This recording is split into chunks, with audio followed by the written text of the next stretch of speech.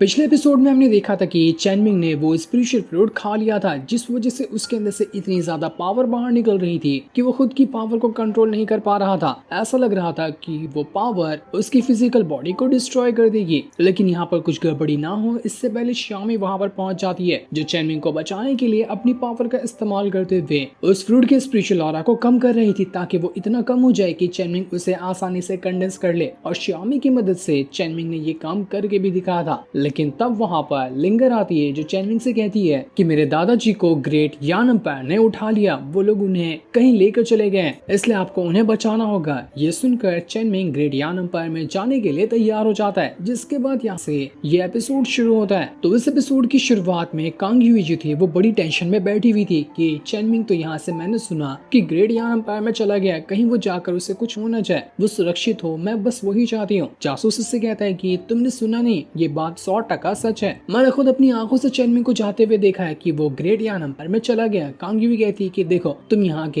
एक मेंबर हो ना, तो तुम यहाँ से जाओ और चैनमिंग को पता नहीं लगना चाहिए, चुपके से ही उसका पीछा करना और ये देखते रहना कि कहीं चैनमिंग किसी मुसीबत में ना पड़ जाए। मुसीबत में पड़ता है तो तुम उसकी मदद कर देना, ये छोटा सा काम मैं तुम्हें दे रही हूँ, तो तुम ये काम को पूरा कर लो ताकि मुझे भी सुकून मिल जाए कि चैनमिंग वहाँ पर सुरक्षित तो रहेगा। जासूस कहता है क्यों नहीं, बिल्कुल मैं जाऊंगा ना चैनमिंग को बचाने के लिए। लेकिन वो अपने मन में तो कह रहा था कि मैं जाऊंगा चैनमिंग को बचाने के लिए, कभी नहीं जाऊंगा तो जरूर, लेकिन चैनमिंग को बचाने के लिए नहीं, बल्कि उसको और ज्यादा मुसीबत में डालने के लिए, क्योंकि बहुत परेशान कर लिया चैनमिंग ने, उसने मुझे कंगाल करके रख दिया। अब मेरी बारी है कि मैं उसको भी सबक सिखाऊं। दूसरी तरफ हम चैनमिंग को देखते हैं जो लिंगर के साथ आगे बढ़ते जा रहा था। वो लोग ग्रेट यान एम्पायर के एकदम करीब आ चुके थे। वहां आने के बाद लिंगर जो थी वो कुछ बदमाशों को मारकर उन्हें पेड़ वगैरह पे टांग रही होती है, क्योंकि यहाँ पर रास्ते में कुछ बदमाशों से उनका मुकाबला हो गया। तो चैनमिंग सभी को मार गिराया, तो इस वजह से उनकी लाशों को लिंगर ठिकाने लगा रही थी। लिंगर कहती कि हम लोग तो अभी ग्रेट यान एम्पायर में पहुंचे भी नहीं, उससे पहले कितने सारे बदमाश मिलते जा रहे हैं, लगता है ये सफर बहुत ज्यादा मुश्किलों भरा होगा, हमें फुल्ली प्रिपेयर होके जाना है इस सफर के लिए। उन जासूसों हुए और जो बदमाश थे वहाँ पर, उनसे जो मिली हुई चीजें थी उन्हें लिंगर अपने बैग में भर लेती है, क्या पता ये आगे चलकर कुछ काम आ जाए। चैनमिंग लिंगर से कहता है कि तुम्हें अपने ग्रैंडपा की टेंशन नहीं है क्या कि वो किस हालत में होंगे, वो ठीक भी होंगे या फिर नहीं होंगे, तुम जरा टेंशन में नहीं लग रही हो। लिंगर कहती है कि अरे नहीं, उनके लिए टेंशन लेने की क्या ही जरूरत है, वो तो ऐसा काम करते ही रहते हैं, पिछले कई बार वो ऐसे घर से भाग गए हैं और मैं उन्हें ढूंढते रह जाती हूँ। बड़े बेकार किस्म के हैं मेरे दादाजी, तुम्हें पता है एक बार ना ये हुआ था कि मेरे दादाजी मुझे लेकर घर से चले गए, मुझे लगा कहीं घुमाने ले जा रहे होंगे, लेकिन उन्होंने तो मुझे लेके जाकर कोठे पे बिठा दिया। नहीं, वो काम करने के लिए नहीं जो तुम सोच रहे हो, लेकिन मुझे वहाँ पर इसलिए बिठा दिया ताकि मैं पूरा 1 महीने तक के कोठे में जितने भी खाने वगैरह पकते हैं उनके बर्तन धो सकूं। वो भी पता है क्यों, क्योंकि मेरे दादाजी जुए में बहुत सारा पैसा हार गए थे, तो 1 महीने के लिए मुझे नौकरानी के तौर पर उस कोठे में रखवा दिया। अरे बहुत सर दर्द है मेरे यार दादाजी, तुम उनसे मिलोगे ना तो तुम भी बोलोगे कि बड़े कमाल का आदमी है, इसलिए मुझे आदत सी होगी कि वो भी कहीं गुम भी चले जाते हैं ना, तो मैं उनके बारे में उतना सोचती नहीं हूँ। चैनमिंग कहता है कि मुझे नहीं लगता कि इस बार जब वो घूमे है ना वो कोई छोटी बात, वो कुछ जरूर बड़ी बात है, इस वजह से मुझे कुछ तो गड़बड़ लग रही है कि आगे कुछ गड़बड़ी होने वाली है। चैनमिंग अपने मन में सोच रहा था कि हुआनमी ने मुझे खबर दी थी कि यहाँ पर कुछ बड़ा होने वाला है, तभी मैं यहाँ पर ग्रेट यान एम्पायर के अंदर आया। हुआनमी की खबर कभी गलत नहीं हो सकती, यहाँ पर मुझे आना कोई बड़ी मुसीबत में टांग घुसाने जैसा लग रहा है, लेकिन अब मैं यहाँ पर आ ही चुका हूँ तो देख कर जाऊंगा कि यहाँ पर असल में चल क्या रहा है। इसके बाद वो दोनों वहाँ से ग्रेट यान एम्पायर के गेट के पास पहुंच जाते हैं, जहाँ पर कुछ सिपाही खड़े हुए थे। उन सिपाहियों को देखकर कियान जो थी वो चैनमिंग से कहती कि अरे ये सिपाही तुम्हें पता है स्पिरिट मार्शल लेवल के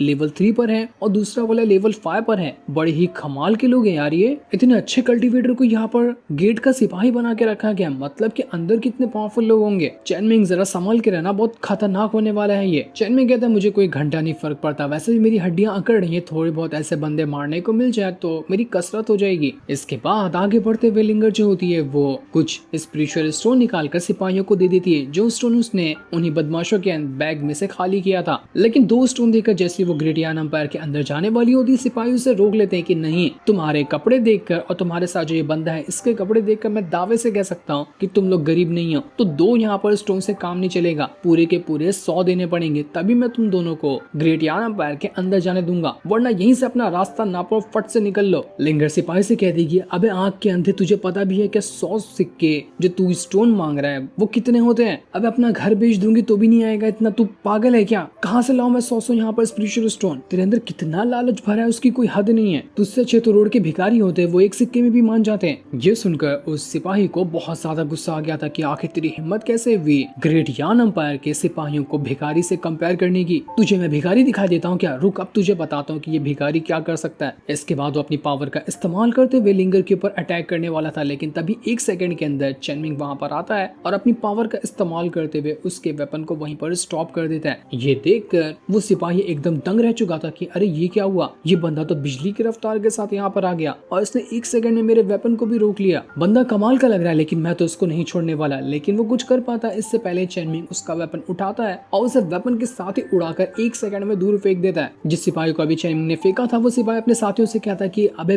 खड़े खड़े यहाँ पे मेरा मुंह क्या देख रहा है, जाकर उसको पकड़ना। इसलिए बाकी के सिपाही भी यहाँ पर पहुंच जाते हैं ताकि सभी मिलकर चेनमिंग को मार सके। इसी चीज का तो चेनमिंग इंतजार कर रहा था कि 2-4 बंदे मिल जाए मारने को तो आज के दिन की एक्सरसाइज पूरी हो जाएगी। और देखो हो भी गया। 2 सिपाही वहां पर आने के बाद वो चेनमिंग के ऊपर अटैक करने की तैयारी करने लगते हैं। उनका वेपन भी कमाल का था, लेकिन जैसे वो अपने वेपन का इस्तेमाल करते हुए चेनमिंग के ऊपर अटैक करते हैं, चेनमिंग उन्हें अपनी पावर की मदद से हिप्नोटाइज करता है और उन्हें वहीं पे गिरा देता है। वो उनसे कहता है कि तुम्हारा वेपन तो कमाल का था, लेकिन तुम बंदे कमाल के नहीं हो, तुम्हारी शक्ल मुझे अच्छी नहीं लग रही, इसलिए मैं तुम दोनों को जिंदा नहीं छोड़ने वाला। वो दोनों सिपाही अपनी इतनी ज्यादा बेइज्जती से काफी ज्यादा भड़क चुके थे, तो वो दोनों मिलाकर एक मॉन्स्टर पंच टेक्निक का इस्तेमाल कर लेते हैं और उसकी मदद से उन्होंने चेनमिंग के ऊपर अटैक कर दिया था। लेकिन चेनमिंग को कोई फर्क नहीं पड़ता, वो बिल्कुल शांत और एकदम एटीट्यूड के साथ वहीं पर खड़ा था, क्योंकि उसे पता था कि कोई यहाँ पर कितना भी कुछ क्यों न कर ले, उसका घंटा ही नहीं कुछ बिगाड़ पाएगा। और वो जो पंच चेनमिंग को लगने वाला था वो उसके करीब तक नहीं पहुंच पाता। चेनमिंग के ऑरा ने ही उस पंच को बीच रास्ते में ही रोक लिया था। चेनमिंग कहता है मजा नहीं आ रहा है यार, तुम लोगों के अटैक से थोड़ा बढ़िया अटैक होता तो कमाल की बात हो जाती। रुको मैं तुम्हें दिखाता हूँ कि बढ़िया अटैक किसको कहते हैं, तो अब तैयार हो जाओ मेरा अटैक झेलने के लिए। इसके बाद चेनमिंग अपनी पाम टेक्निक को एक्टिवेट करता है और ऐसा हाथ मारता है कि सिपाही तो राख में बदलते हुए वहाँ से दूर फेंका जाते हैं। उनका अस्तित्व ही यहाँ से गायब हो गया था। इस चीज को देखकर सभी एकदम दंग रह जाते हैं कि ये क्या हुआ। 3 सिपाही के मरने की वजह से अब वहाँ पर पूरे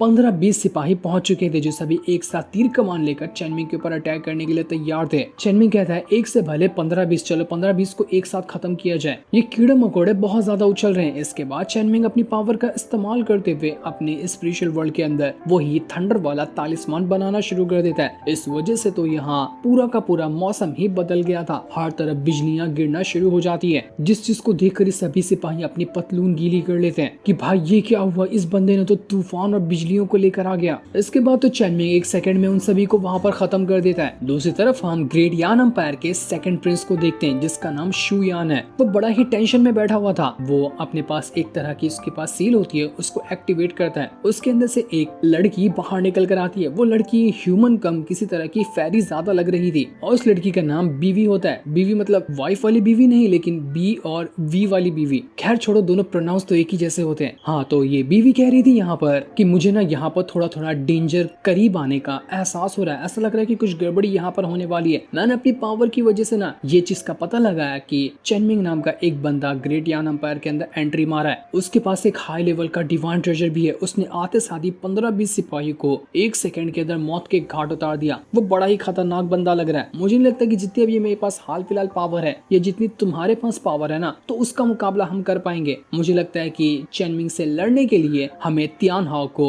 बुलाना पड़ेगा। तियान हाओ हमारा सबसे खास और सबसे पावरफुल जनरल है। तियान हाओ ही है जो चेनमिंग का मुकाबला कर सकता है। अगर हमने चेनमिंग को अभी नहीं रोका ना, तो वो यहाँ आकर हमारे लिए बड़ी मुसीबत खड़ी कर देगा। शू यान कहता है कि तुम्हें क्या लगता है कि मेरे पास पावर नहीं है? मेरे पास बहुत ज्यादा पावर है। मैं अकेले चेनमिंग का मुकाबला कर सकता हूँ। देखता हूँ वो क्या ही उखाड़ लेगा। मैं उसको मारकर उसका डिवाइन ट्रेजर भी ले लूंगा। बीवी कहती है कि नहीं, बेवकूफी करने की कोई जरूरत नहीं है। तुम नहीं जानते कि चेनमिंग कितना ज्यादा खतरनाक बंदा है। मैं उसकी से पावर को देख कर ही ना अंदर से डर चुकी हूँ। तो जब वो सामने आएगा तो तुम वैसे ही डर जाने वाले हो। इसके बाद वो जो बीवी होती है वो अपनी पावर को एक्टिवेट करना शुरू कर देती है और अपने ऑरा को पूरे के पूरे आसपास के इलाके में फैला देती है। वो ऑरा जैसे ही चेनमिंग के पास से गुजरता है, वो ऑरा सिर्फ सीधा का सीधा कियान को जाकर हिट कर जाता है। चेनमिंग के ऊपर तो ऑरा को कोई असर ही नहीं हुआ था, लेकिन कियान को जैसे वो ऑरा हिट किया था उसका आर्मर एक्टिवेट हो जाता है। मतलब कि जब भी कुछ आसपास डेंजर होता था ना, तो कियान का वो आर्मर एक्टिवेट हो जाता था। कियान कहते कि कुछ तो गड़बड़ होने वाली है। चेनमिंग जरा सावधान रहना, मेरा यहाँ पर ना सेंस करने की जो टेक्निक है वो भी अपने आप कम हो गई। मैं सेंस करके ये भी नहीं पता कर पा रही कि कौन सा खतरा आने वाला है, लेकिन मेरे आर्मर के एक्टिवेट होने का मतलब यही है कि खतरा तो करीब आ रहा है। सावधान रहना वरना हम मुसीबत में पड़ सकते हैं, क्योंकि ये जगह हमारे लिए बिल्कुल ही अनजान है। तो जो भी करना सोच समझ के करना। चेनमिंग ने एक बार किताब के अंदर पढ़ा था कि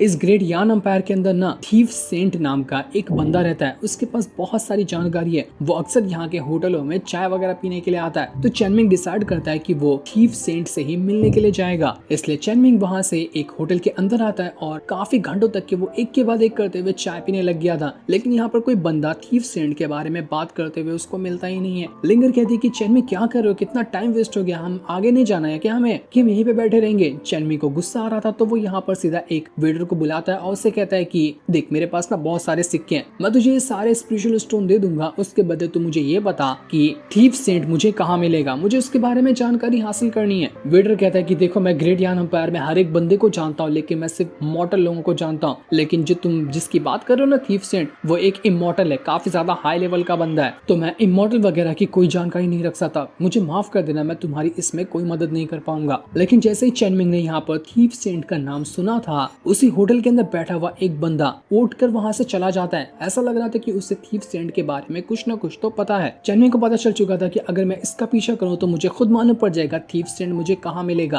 तो चैनमिंग यहाँ पर कुछ और स्पिरिचुअल स्टोन निकालता है। वेटर से कहता है कि जो लिंगर बैठी है ना, इसकी अच्छे से खातिरदारी करना, इसको जो खाना है वो खिलाना, जरा मैं 5 मिनट का काम करके आता हूँ। इसके बाद चैनमिंग उसी बंदे का पीछा करना शुरू कर देता है जो अभी के अभी रेस्टोरेंट से निकलकर भागा था। पीछा करते हुए चैनमिंग को ये पता चलता है कि ये जो बंदा है भागकर वो उसी तियान हाओ के कमरे में जा रहा है, जिसकी बात बीवी कर रही थी कि हमें उसी को बुलाना पड़ेगा चैनमिंग के साथ फाइट करने के लिए। वो बंदा तियान हाओ के कमरे में जाता है और वहाँ आने के बाद वो कह रहा था कि तियान हाओ आपको पता है आज मैं ना रेस्टोरेंट के अंदर एक बंदे से मिला, वो थीफ सेंट के बारे में बात कर रहा था। आपको तो पता ही होगा कि थीफ सेंट कौन है और वो क्या करता है, यहाँ तक कि मुझे भी पता है कि थीफ सेंट कहाँ है। कुछ दिनों पहले मैंने थीफ सेंट को देखा था, वो ना आपके कमरे के अंदर ही आया था, मैंने उसको जाते हुए तो देखा आपके कमरे के अंदर, लेकिन बाहर आते हुए नहीं देखा। मेरे ख्याल से ये खबर ना बहुत बड़ी है, अगर ये खबर मैं किसी और को बता दूं तो आपके तो लगने वाले हैं। माफ करना मेरी जुबान थोड़ी ज्यादा चलती है, तो मैं यहाँ पर आपसे एक छोटी सी डील करने आया था। आप अगर मेरी जुबान को बंद करना चाहते हैं और ये बात मैं किसी और को ना बताऊं कि थीफ सेंट आपके कमरे में आया था, तो थोड़े से पैसे गरम गरम मिल जाए ना तो मेरा काम हो जाएगा। उन पैसों से मैं अपने होठों को सिल लूंगा और मैं किसी को कोई जानकारी नहीं बताऊंगा। तियाना पूरे गुस्से के साथ उस बंदे से कहता है कि अपनी कीमत बता, तो कितनी कीमत लेगा अपना मुंह बंद करने के लिए। वो बंदा कहता है कि अरे सरकार ज्यादा नहीं, 2-4 हजार स्पिरिचुअल स्टोन मिल जाए तो बहुत बड़ी बात हो जाएगी, उससे ज्यादा तो मैं ले भी नहीं सकता क्योंकि मेरी हैसियत ही इतनी है। ये सुनकर तियाना बहुत ज्यादा गुस्सा हो गया था। वो अपना सीधा भाला निकालता है और उस बंदे के आर पार ही घुसा देता है, जिस वजह से वो बंदा जगह पर मर चुका था।